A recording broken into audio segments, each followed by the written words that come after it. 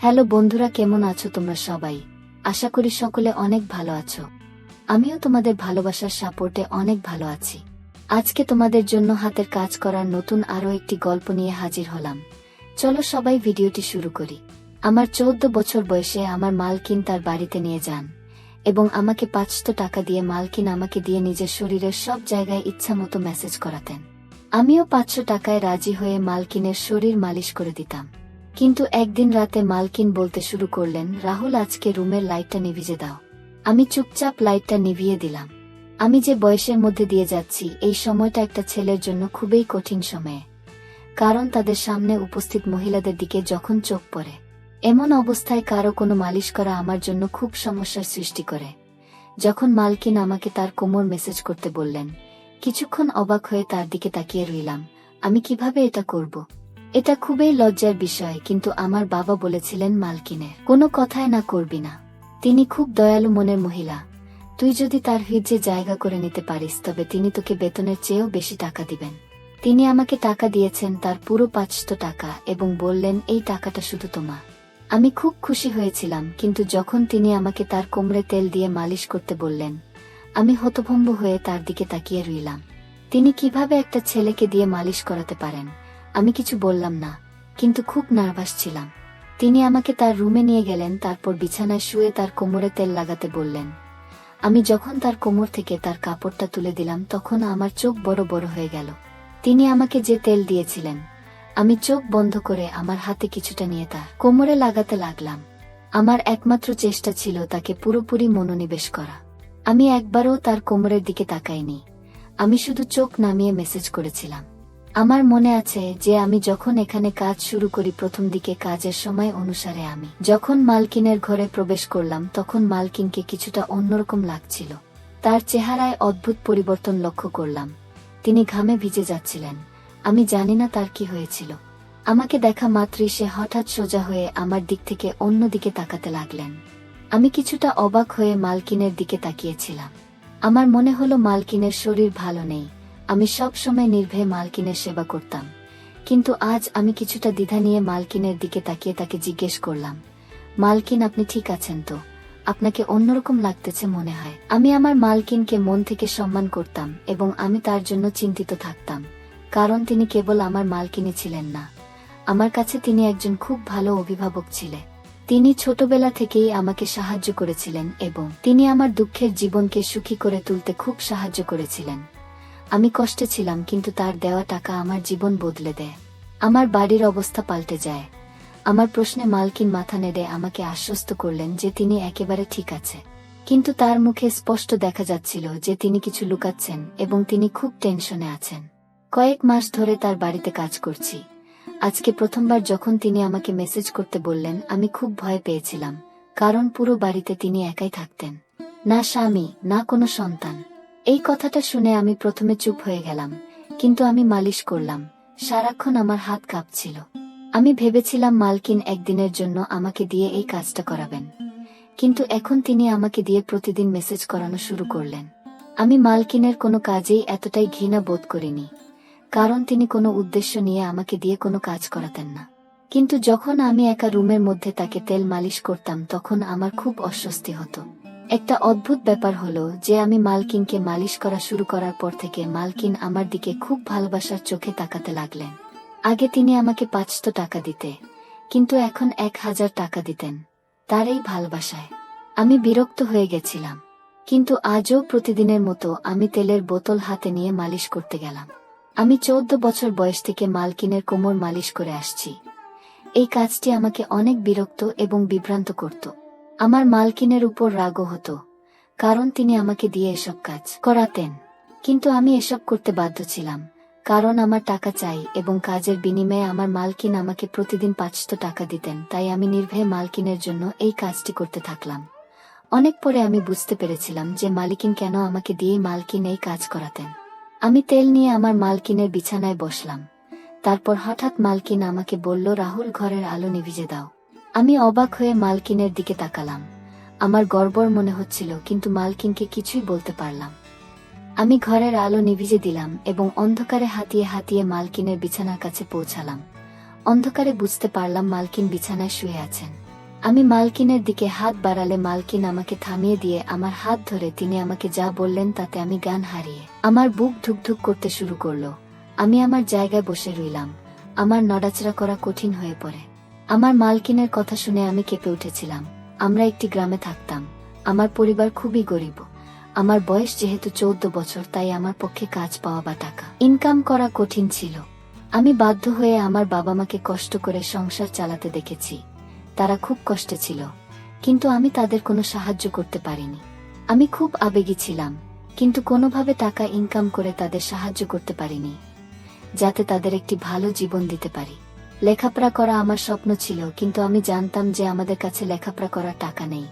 আমাদের বাড়িতে খাওয়া দাওয়া করাই খুব কঠিন ছিল। তবে আমি জানতাম যে আমি যদি আমার শোক প্রকাশ করি তবে আমার মা বাবা এত কষ্টের মধ্যেও নিশ্চয়ই আমাকে পড়াতেন। কিন্তু আমি এতটা স্বার্থপর ছিলাম না, তাই নিজের শখগুলোকে নিজের মধ্যেই জমিয়ে রেখেছিলাম, এবং এই জিনিসটি আমাকে আরো উদাস করত। সেই দিনগুলিতে মালকিন আমার জীবনে এসেছিলেন। মালকিন একজন বয়স্ক মহিলা এবং একা থাকতেন। তার স্বামী তাকে ডিভোর্স দিয়েছিলেন এবং তার কোনো সন্তান ছিল না। তবে তার অনেক টাকা ছিল। তার অনেক জমিজমাও আমাদের গ্রামে ছিল। মালকিনের নিজের জমিতে কিছু গুরুত্বপূর্ণ কাজ ছিল। তাই আমাদের গ্রামে আসার পর তিনি আমাকে দেখে আমার দিকে তাকিয়ে জানতে চাইলেন আমি কেন স্কুলে যাই না এবং কেন আমি পড়াশোনা করি না।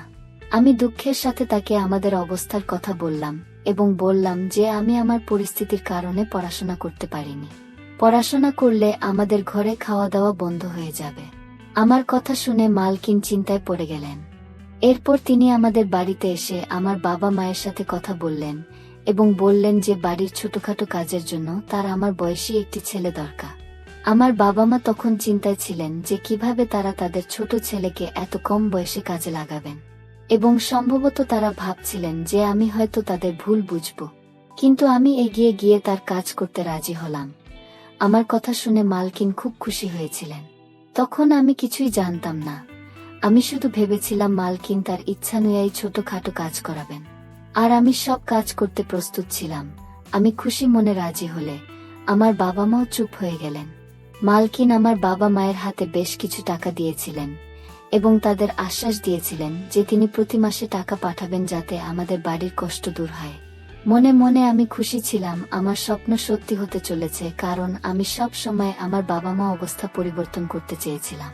আমি আমার জিনিসপত্র গুছিয়ে মালকিনের সাথে শহরে চলে এলাম। শহরের মালকিনের সুন্দর বাড়ি ছিল। এত সুন্দর বাড়ি আমি জীবনের প্রথম দেখেছিলাম। মালকিন আমার থাকার জন্য একটি রুম দিয়েছেন। রুমটি খুবই ছোট, কিন্তু খুব সুন্দরভাবে সাজানো ছিল। রুমে দামি দামি আসবাবপত্র রাখা ছিল। আমার মনে হচ্ছিল যেন ঘরটা আমার স্বপ্নের মতো তৈরি করা হয়েছে। মালকিন আমাকে ছোটখাটো কাজ বুঝিয়ে দিলেন, যার মধ্যে কাপড় দিয়ে রাস্তার গাড়ি পরিষ্কার করা, রাতে তাকে দুধের সাথে জল দেওয়া এবং দিনে 3 বার বাসনপত্র ধোয়া ইত্যাদি। এই কাজগুলো আমার মতো গরিব একজন ছেলের পক্ষে খুব সহজ ছিল। মালকিনের বাড়িতে বাইরে থেকে রান্না করা খাবার আসতো এবং মালকিন তার সাথে আমাকেও খেতে দিতেন। প্রথম দিনে আমাকে ভালো জামা কাপড় দেয়া হয়েছিল, জুতাও কিনে দিয়েছিলেন। মালকিনের দয়া এখানেই শেষ হয়নি। তিনি আমাকে বলেছিলেন যে তিনি খুব শীঘ্রই আমাকে একটি ভালো স্কুলে ভর্তি করাবেন, যাতে আমি আমার পড়াশোনা চালিয়ে যেতে পারি। শুনে আমি খুব খুশি হয়ে গেলাম। কিন্তু রাত নামার সাথে সাথে মালকিন তার ঘরে আমাকে ডেকে একটি সুগন্ধযুক্ত বোতল দিয়ে বললেন আমার গায়ে মেসেজ করো। আমি মাথা নেড়ে তাড়াতাড়ি তেল নিয়ে মালকিনের পায়ের কাছে গিয়ে বসলাম। আমি ভেবেছিলাম যে আমাকে মালকিনের পা মেসেজ করতে হবে, এবং আমি খুশি মনে এটি করতে রাজি ছিলাম। কিন্তু আমাকে থামিয়ে তার কোমরের নিচের দিকে মেসেজ করতে বললেন। এটা করতে আমার লজ্জা করছিল, কিন্তু কোনো রকমে আমি মালকিনের শরীরে মেসেজ করলাম। আমি তারপর উঠে রুম থেকে চলে গেলাম। আমি ভাবলাম মালকিন কি মনে হয় ক্লান্ত হয়ে পড়েছেন আর আমাকে দিয়ে মেসেজ করাবেন না। কিন্তু আমার ধারণা ভুল ছিল। আমি খুব চাপড়ে একটা ছেলে ছিলাম, তাই সব কাজ তাড়াতাড়ি করে ফেলতাম। কিন্তু রাত নামলেই আবার একইভাবে মালকিন আমাকে রুমে ডেকে 1 বোতল তেল দিলেন। এটা দেখে মন খারাপ হয়ে গেল। আজকেও মালকিনের শরীর মেজেজ করতে হবে। পা পর্যন্ত তো ঠিক ছিল, কিন্তু মালকিন আমাকে দিয়ে যেখানে মালিশ করাতেন সেটি আমার কাছে অস্বস্তিকর ছিল। আজও আমি কোনো রকমে মালকিনের মালিশ করে তার দিকে তাকালাম। তিনি শান্তিতে ঘুমাচ্ছিলেন। আমি বুঝতে পারছিলাম না মালকিন এতে কি সুখ পান। মালকিনের কাজকর্ম আমাকে অবাক করছিল। 3 দিন পরেই মালকিন আমাকে একটি ভালো স্কুলে ভর্তি করিয়েছিলেন। আমি আমার মাল কেনার জন্য পাগল ছিলাম, কিন্তু আমার মালকিনকে মেসেজ করতে ভালো লাগতো না। মালকিন এটি তার রুটিনে পরিণত করেছিলেন, আর প্রতিদিন সে আমাকে মেসেজ করতে বলতেন। আমি তার অনুগ্রহের ছিলাম, তাই আমি না করতে পারছিলাম না। তাই কিছু না বলে আমি আবার মালকিনকে মেসেজ করতে লাগলাম। মালকিন সম্ভবত বুঝতে পেরেছিল যে আমি তার মালিশ বিরক্তি নিয়ে করি, সেজন্য আমার বেতন বাদেও তিনি আমাকে প্রতিদিন 500 টাকা করে দিতে লাগলেন, এবং আমি আনন্দের সাথে টাকার জন্য এই কাজটি করতে লাগলাম। এভাবে আমি মালকিনের বাড়িতে অনেক দিন ছিলাম, এবং এখন আমি এতে অভ্যস্ত হয়ে গেছি। মালকিনের একটি ভালো অভ্যাস ছিল যে মাস শেষ হলেই তিনি আমাকে না বলেই আমার বাড়িতে টাকা পাঠিয়ে দিতেন, যা আমার বাবা মায়ের জীবনকে সহজ করে দিয়েছিল। আমিও খুব কষ্ট করে পড়াশোনা করছিলাম যে সারা জীবন যাতে আমাকে মালকিনের মতো মহিলাদের বাড়িতে থেকে তাদের ইচ্ছা পূরণ করতে না হয়। একদিন আমি প্রতিদিনের মতো মালকিনের মেসেজ করতে তার রুমে গেলে মালকিন আমার দিকে একভাবে তাকাতে লাগলেন। তাকে মালিশ করার সময় আমার মুখে সবসময় একটা বিরক্তি ভাব থাকত, এবং আমি এভাবেই তার মেসেজ করতাম এবং মালকিন অনুভব করতেন। তাই মালকিন আমার দিকে মনোযোগ দিয়ে তাকিয়ে তারপর বললেন যে আমি জানি আমার এই কাজটা করতে তোমার খারাপ লাগে, কিন্তু আমি খুবই অসহায়, তাই তোমার খারাপ লাগার সত্ত্বেও তোমাকে দিয়ে এই কাজটা করিয়ে নি। মালকিনের মুখে উদাস ভাব ফুটে উঠল। আমি কিছু বুঝতে না পেরে মালকিনের দিকে তাকাতে লাগলাম।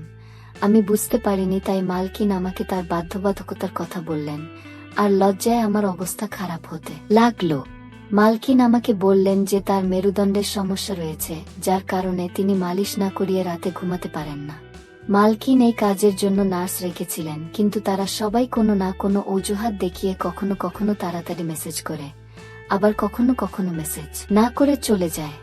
বাধ্য হয়ে মালকিন আমাকে কাজে রাখেন, এবং তিনি আমার এত উপকার করতেন যাতে আমি তার মেসেজ করতে না বলতে না পারি। এসব কথা বলে মালকিন চুপ করলেন, আর আমি মালকিনের কথায় খুব লজ্জিত হলাম, এবং আমার আচরণের জন্য আমার খুব খারাপ লাগছিল। যে মহিলা আমার এত উপকার করেছেন তাকে নিয়ে আমি উল্টোপাল্টা ভেবেছি বলে আমি আফসোস অনুভব করছিলাম। এই রোগের কথা শুনে আমি আমার মালকিনের মালিশ সমস্ত হৃদয় দিয়ে করতাম এবং কখনো বিরক্ত হতাম না। মালকিন আমাকে খুশি করতেন। আমি এখন যুবক হয়ে গিয়েছি এবং মালকিন খুব বৃদ্ধ হয়ে গিয়েছেন। একদিন আমি মালকিনকে মালিশ করতে তার রুমে গিয়ে দেখলাম মালকিনের অবস্থা খুব খারাপ। আমি জিজ্ঞাসা করলেও মালকিন আমাকে কিছুই বললেন না। আমি যখন মেসেজ করা শুরু করলাম, প্রথমবারের মতো মালকিন আমাকে লাইট অফ করতে বললেন। আমি অবাক হয়েছিলাম, কিন্তু আমি তার কথা মেনে লাইট বন্ধ করে তার কাছে গিয়ে বসলাম। এমন সময় মালকিন আমার হাত ধরে আমাকে বললেন, আজ আমার শরীর খুব খারাপ লাগছে আর বুকেও ব্যথা হচ্ছে। আমার মনে হচ্ছে আমার সময় ঘনিয়ে এসেছে। মালকিনের কথা শুনে আমি ঘামতে লাগলাম। আমি নীরবে বসে রইলাম। মালকিন বললেন, তোমার যত্ন আমার মন জয় করে নিয়েছে। আমার যদি ছেলে থাকতো তবে তোমার মতো আমার যত্ন নিত। আমি তোমাকে আমার ছেলে মনে করি। আমি আমার সমস্ত সম্পত্তি তোমার নামে করে দিয়েছি। নিজের খেয়াল রেখো। মালকিন একথা বলেই তার হাত নিচে পড়ে গেল। আমি তাড়াতাড়ি উঠে লাইট অন করে মালিককে দেখে দ্রুত ডাক্তারকে ডাকলাম। মালকিন একেবারে স্থির। ডাক্তার চেক আপ করে মালকিনকে মৃত ঘোষণা করলেন। আমি হতভম্ব হয়ে কাঁদতে কাঁদতে পাগল হয়ে গেলাম। মালকিন আমার মায়ের মতো ছিলেন। যদিও তিনি আমার মা ছিলেন না, কিন্তু আমাদের মধ্যে সম্পর্কটা মা ছেলের মধ্যে ছিল। আর তারপরের দিনেই তার উকিল তার সমস্ত সম্পত্তি আমার হাতে তুলে দিয়েছিলেন। আমি অনেক বড়লোক হয়ে গেছি এবং আমি মালকিনের বাড়িতেই থাকি। আমার বাবা মা আমার সাথে থাকেন। আমার জীবন খুব সুন্দর হয়ে উঠেছে। আমার মালকিন খুব সুন্দর মনের মহিলা ছিলেন। ধন্যবাদ সবাইকে গল্পটা শোনার জন্য।